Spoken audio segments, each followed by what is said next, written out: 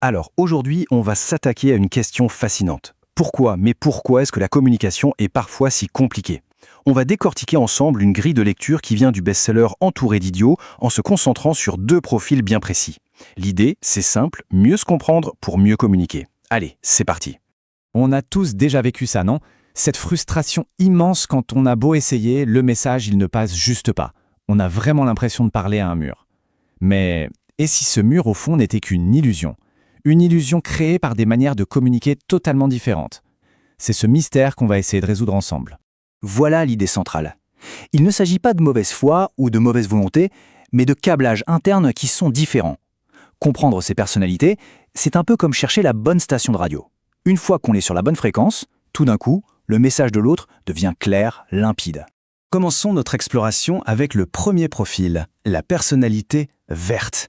C'est souvent le pilier d'un groupe, une sorte de force tranquille, peut-être discrète, mais absolument indispensable pour l'équilibre de n'importe quelle équipe. Fait intéressant, les verts représentent la plus grande partie de la population. Ce sont ces personnes vers qui on se tourne assez naturellement quand ça ne va pas. Leur boussole intérieure, elle ne pointe pas vers la tâche à faire, non. Elle pointe vers les gens avec qui il faut la faire. L'harmonie du groupe, c'est vraiment leur priorité numéro 1. Regardons un peu comment les Verts se voient eux-mêmes. On voit des mots comme amical, patient ou encore à l'écoute. Ils se considèrent comme des appuis fiables, des collaborateurs naturels. Leur côté prévisible est une vraie force parce que cette constance, elle apporte de la sécurité et de la stabilité à tout le monde. Donc, pour résumer, leur plus grande force, c'est de créer un environnement stable, un cocon où tout le monde se sent bien. Ce sont des coéquipiers en or. Mais il y a un revers à la médaille, bien sûr. Cette horreur du conflit peut carrément les paralyser.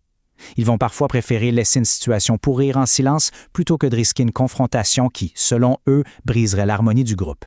Allez, on change complètement de registre. Si les verts sont tournés vers l'humain et les relations, les bleus, eux, sont dans un tout autre monde. Celui des faits, des détails, de la logique. C'est un univers complètement différent.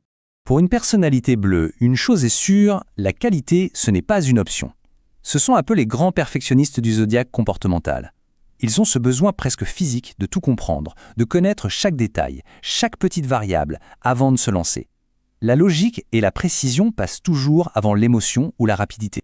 Voyons voir comment les bleus se décrivent. Les mots qui ressortent sont sans équivoque. Précis, logique, méthodique.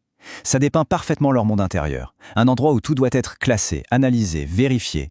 Pour eux, un travail n'est pas bien fait, il est fait correctement. Et cette nuance, elle est capitale. Ah, cette phrase, elle est tellement révélatrice. Quand on félicite une personne à dominante bleue pour la qualité de son travail, sa réaction est souvent de minimiser. Mais pourquoi? Tout simplement parce que pour elle, la qualité, la précision, c'est la base, c'est la norme. Ce n'est pas un exploit, c'est juste la seule manière acceptable de faire les choses. Les compliments peuvent même la rendre mal à l'aise, comme si on sous-entendait que faire les choses bien était exceptionnel. Le point le plus important à retenir, c'est que leur obsession du détail est une force incroyable pour atteindre l'excellence. Par contre, ce besoin de tout analyser peut être perçu comme de la lenteur. Et surtout, quand une personne bleue pointe une erreur, ce n'est jamais personnel. Le truc à vraiment retenir, c'est ça. Elle ne cherche pas les failles pour critiquer, mais pour améliorer le résultat final. Ok, maintenant qu'on a bien exploré ces deux profils, voyons comment tout ça peut changer concrètement notre manière de communiquer au quotidien. C'est là que tout prend son sens. Et cette diapositive, elle résume tout parfaitement. C'est le cœur du réacteur.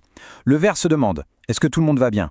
Le bleu, lui, se demande, est-ce que c'est correct? Le premier valorise l'harmonie avant tout, le second, la précision. L'un va être diplomate pour ne blesser personne, l'autre va être direct et factuel pour être le plus exact possible. On a vraiment deux mondes, avec deux priorités totalement différentes. Et ça, c'est sans doute la leçon la plus importante de toutes. Ce modèle, ce n'est pas fait pour coller des étiquettes sur le front des gens. C'est une grille de lecture, une clé pour développer de l'empathie. L'idée, c'est de réaliser que la personne en face n'est pas compliquée. Elle fonctionne juste différemment. Et s'adapter, c'est accepter de faire un pas vers l'autre, de parler un peu sa langue, pour que le message puisse enfin passer. Pour conclure, voilà une question à méditer. En pensant aux personnes avec qui la communication est parfois un peu grippée, s'agit-il d'un profil vert qui aurait besoin de plus de sécurité et de relationnel, ou d'un profil bleu qui, lui, a besoin de faits, de données, de précision? Comprendre ça, ça pourrait être la clé de beaucoup de choses. Merci d'avoir suivi cet éclairage.